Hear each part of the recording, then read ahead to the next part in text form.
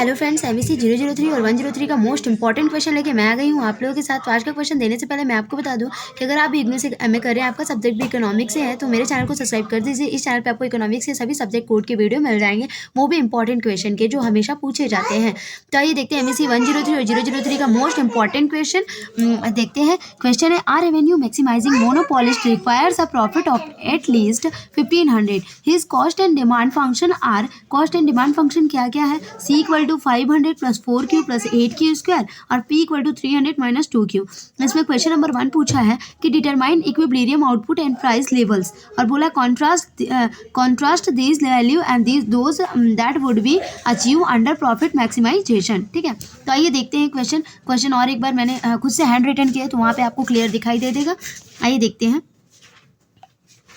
Question. एक बार मैं हिंदी में भी दिखा देती हूँ, क्योंकि हिंदी में अक्सर मैथ का क्वेश्चन इंग्लिश में ही करेंगे तो ज़्यादा बेनिफिट होता है, लेकिन फिर भी अगर किसी को हिंदी चाहिए तो मैं हिंदी में भी क्वेश्चन दे देती हूँ आपको। ठीक है, हिंदी में, एक राजस्व अधिकतम करने वाले एकाधिकारी को कम से कम 1500 के लाभ की आवश्यकता होती है। एक राजस्व को अधिकतम करने के लिए जो एकाधिकारी होते हैं उसको कम से कम 1500 के लाभ की आवश्यकता होती है। उसकी लागत और मांग कार्य निकालना है। ठीक है, जिसमें कॉस्ट दे दिया है, आपको लागत दे दिया है 500 plus 4q plus 8q square और प्राइस दे दिया है 300 माइनस 2q। ठीक है, यहाँ आप देख सकते हैं कॉस्ट, इसको सी को कॉस्ट बोलेंगे और इसको बोलेंगे प्राइस। ठीक है, तो अब हम लोग देखते हैं क्वेश्चन ए में बोला कि संतुलन उत्पादन और मूल्य स्तर निर्धारित करें, और बी में बोला इन मूल्यों की तुलना उन मूल्यों से करें जो अधिकतम लाभ के तहत हासिल किए जाएंगे। ठीक है, तो देखते हैं क्वेश्चन तो मैंने आपको पहले भी दिखा दिया है। अब हम लोग सॉल्यूशन देखेंगे। सॉल्यूशन देखने से पहले मैं आपको दिखा देती हूँ एक बार हैंड रिटन वाला क्वेश्चन।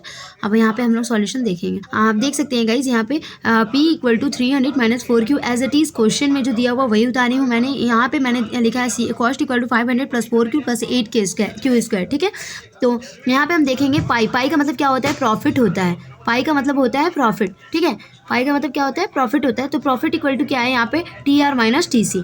आप देख सकते हैं प्रॉफिट कितना है? 1500 की लाभ आपने देखी थी। और T R equal to T R का वैल्यू क्या होता है? पी इंटू क्यू होता है, price into quantity. Minus total cost कितना दिया हुआ? 500 plus 4q plus 8q square. तो एज इट इज क्वेश्चन से ही यहाँ पे उतार दिए हैं हमने। ठीक है, अब प्रॉफिट है 1500 और p इंटू क्यू, पी का वैल्यू कितना दिया हुआ? 304 माइनस 2q। तो 304 माइनस 2q इंटू यहाँ जो क्यू कैपिटल क्यू है, यहाँ पे इसको स्मॉल में लिख दिए हैं, यही कैपिटल क्यू को स्मॉल में लिख दिए। ठीक है, तो आगे देखते हैं। आगे यहाँ पे देख सकते हैं आप, आगे यहाँ पे देख सकते हैं आप कि 500 ये जो ब्रैकेट में था यहाँ पे इस माइनस की वजह से इसको हम यहाँ इस माइनस की वजह से इसको हमने ब्रैकेट में रखा था। ठीक है, इस माइनस की वजह से इसको हमने ब्रैकेट में रखा था। तो अब यहाँ पे ब्रैकेट से बाहर निकालते तो माइनस 500 हो जाएगा, प्लस 4q का माइनस 4q हो जाएगा, और प्लस 8q स्क्वायर है तो प्लस माइनस यहाँ पे माइनस 8q स्क्वायर हो जाएगा। ठीक है, अब आगे देखते हैं।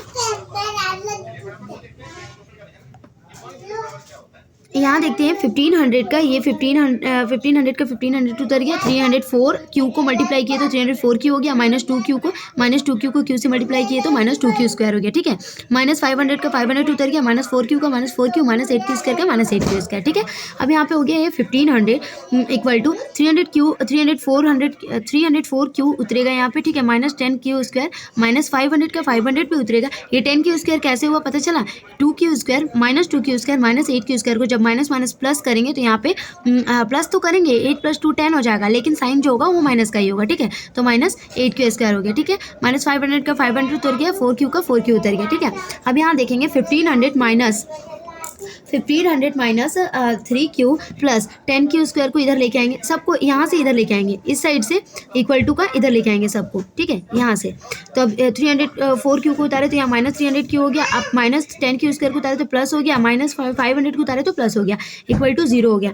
अब आगे देखते हैं। आगे यहाँ पे देखिए ये 1500 अब प्लस 500 को जब ऐड करेंगे तो 2000 हो जाएगा, माइनस 300q का 300q उतर जाएगा, 10q स्क्वायर का 10q स्क्वायर उतर जाएगा। ठीक है, अब इसको सजा के लिख देंगे, 10q स्क्वायर का 10q square minus 3q minus 300q plus 2000। ठीक है, 2000 इक्वल टू 0। अब ये कैसा इक्वेशन हो गया? क्वाड्रेटिक इक्वेशन जो हमने 10th में पढ़ा था। आइए इसको सॉल्यूशन देखते हैं इसका। यहाँ पे इसका आधा सॉल्यूशन है, आप देख सकते हैं। यहाँ पे हम लोग 10 को ले लिए कॉमन, जैसे हम लोग लेते थे पहले 10th क्लास में, आपने अगर ध्यान से क्वाड्रेटिक इक्वेशन किया होगा तो ये तो मेरा फेवरेट था, आपका भी फेवरेट होना चाहिए क्योंकि बहुत ही इंटरेस्टिंग होता है। यहाँ से 10 हम लोग जब कॉमन ले लिए तो क्यू स्क्वायर बच गया यहाँ पे, माइनस 300 को जब 10 से डिवाइड करेंगे तो कितना हो जाएगा, 30 क्यू हो जाएगा। 2000 को जब 10 से डिवाइड करेंगे तो कितना हो जाएगा, 200 हो जाएगा। अब यहाँ पे उतर जाएगा Q square minus 30 Q plus 200 equal to 0। अब आगे देखते हैं,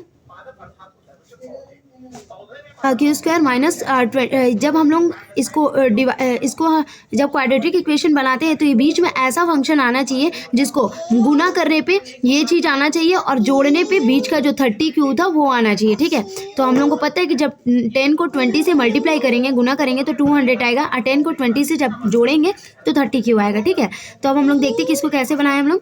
यहाँ पे देखिए क्यू स्क्वायर का क्यू स्क्वायर उतार दिए, माइनस 20 क्यू का 20 क्यू, अब प्लस देखिए ये प्लस और माइनस माइनस हो जाएगा यहाँ पे, और ये उतर जाएगा 10 क्यू। ठीक है, प्लस 200 इक्वल टू 0। अब क्यू ये दोनों में से कॉमन लेंगे, क्यू को कॉमन लिए तो क्यू स्क्वायर से क्यू अगर कटेगा तो सिर्फ क्यू बचेगा, 220 क्यू से क्यू कटेगा तो सिर्फ 20 बचेगा। ठीक है, अब ये दोनों में कॉमन लेंगे तो माइनस 10 को अगर कॉमन लेते हो तो माइनस 10 क्यू से 10 कटेगा तो कितना बचेगा, क्यू। अब माइनस प्लस माइनस हो जाएगा, अब माइनस 10 से 200 कटेगा तो कितना बचेगा, 20। ये दोनों सेम आना चाहिए, क्वाड्रेटिक इक्वेशन का ये रूल रहता है, तभी आपका इक्वेशन सही होता है। ये दोनों सेम आ गया, इक्वेशन सही है। आगे देखते हैं, क्यू माइनस 10 इक्वल टू 0 तो क्यू इक्वल टू 10 आ गया। ये दोनों को किए, ठीक है, एक साथ यहाँ पे लिखे नहीं, आप खुद से लिख लीजिएगा। ठीक है, अब क्यू माइनस 20 को इक्वल टू 0 किए तो क्यू इक्वल टू 20। क्यू का कितना दो वैल्यू आ गया, एक 10 आ गया, एक 20 आ गया। आगे देखते हैं,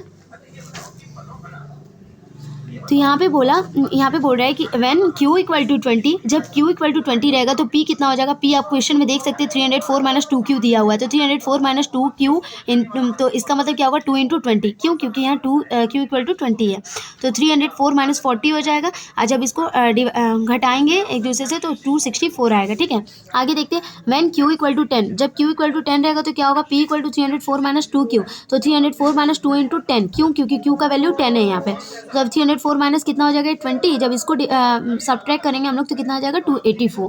आगे देखते हैं, प्रॉफिट मैक्सिमाइजेशन कंडीशन। ठीक है, क्या देखेंगे, प्रॉफिट मैक्सिमाइजेशन कंडीशन की कहाँ पे होता है, तो आपको पता है, मैंने पहले भी आपको बता रखा और भी न्यूमेरिकल में, कि प्रॉफिट मैक्सिमाइजेशन कंडीशन कहाँ होता है, जब M R equal to M C होते हैं, मार्जिनल रेवेन्यू मार्जिनल कॉस्ट की कितनी बराबर होती है। ठीक है, तो M R equal to M C को निकालने के लिए सबसे पहले हम लोग को टी आर निकालना होगा, टोटल रेवेन्यू। तो टोटल रेवेन्यू कैसे निकलती है, पी क्यू से। आप देख सकते हैं यहाँ पे टोटल रेवेन्यू निकलती है पी क्यू से, पी इंटू क्यू। पी का वैल्यू 304 माइनस 2q दिया हुआ है और ये कैपिटल क्यू को स्मॉल क्यू में लिख दिए। ठीक है, तो ये कितना हो जाएगा, 304q माइनस 2q स्क्वायर हो जाएगा। क्यों, क्योंकि 304 को क्यू से मल्टीप्लाई करेंगे इतना, 2q को क्यू से मल्टीप्लाई करेंगे 2q स्क्वायर। ठीक है, आगे देखते हैं, एम आर निकालते हैं। अब एम आर तो चाहिए, एम आर के लिए क्या क्या चाहिए, 304 माइनस 4q चाहिए।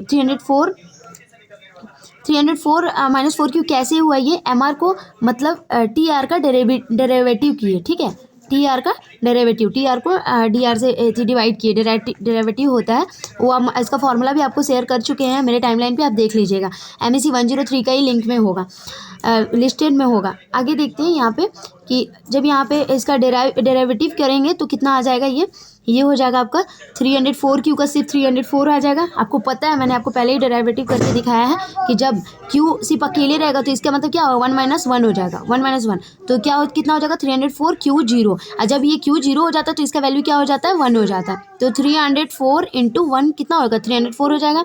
और 2q स्क्वायर का मतलब क्या हो जाएगा, यहाँ इसको भी करके दिखाते हैं। 2q स्क्वायर मतलब 2 इंटू 2q 2 माइनस 1। ठीक है, तो 2 इंटू 2 हो जाएगा 4 और q का वैल्यू 1 हो जाएगा, इसका मतलब 4q। तो ये आपको पता चला कहाँ से है, जब टी आर का डेरिवेटिव किए तो 304 माइनस 4q आया। ठीक है, आगे देखते हैं, आगे यहाँ पे बताया है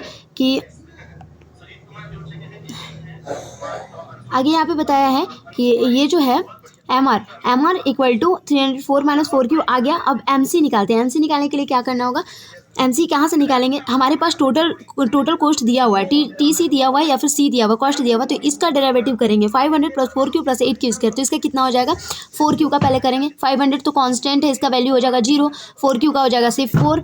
ठीक है, क्योंकि q 1 माइनस 1 तो कितना हो जाएगा, 4q 0। q 0 का वैल्यू कितना होगा, 4 इंटू 1, क्योंकि q 0 का वैल्यू 1 हो जाता है। ठीक है, आगे देखते हैं, यहाँ पे इसका डेरिवेटिव करते हैं, 8q स्क्वायर का करते हैं। 8q स्क्वायर का क्या हो जाएगा, 8 इंटू 2 माइनस 1 तो इसका कितना हो जाएगा, 8 2 ज़ा 16 और q 1, इसका मतलब 16 इंटू q तो 16 क्यू हो जाएगा इसका वैल्यू। तो आप देख सकते हैं यहाँ पे हमारे पास एम सी आ चुका है, एम सी आया है 4 + 16 क्यू, ठीक है। तो अब M R equal to M C करना, प्रॉफिट कंडीशन दिखाने के लिए। तो एम आर है हमारे पास 304 - 4 क्यू और एम सी है 4 + 16 क्यू।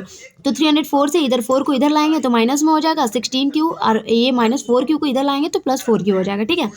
ये हो जाएगा 304 से 4 जाएगा तो 300, और 16 क्यू + 4 क्यू हो जाएगा 20 क्यू।